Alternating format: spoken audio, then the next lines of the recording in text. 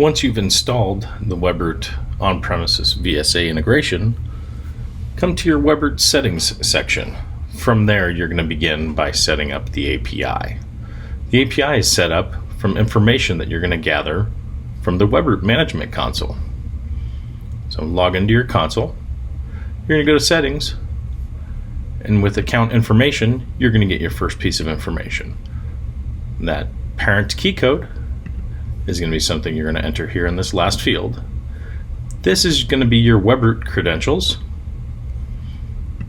And then for the API, you're simply going to create a new API, give it a name and a description, and it will go ahead and give you the information you're going to need to fill in. The client ID and the client secret. Take note that you only see that client secret one time, so you may want to save that elsewhere. Put that in the information here, enable the Webroot API, and test it. Once this succeeds, hit submit, and you've set up the API. And now you can go ahead and associate your org or your group to that key code.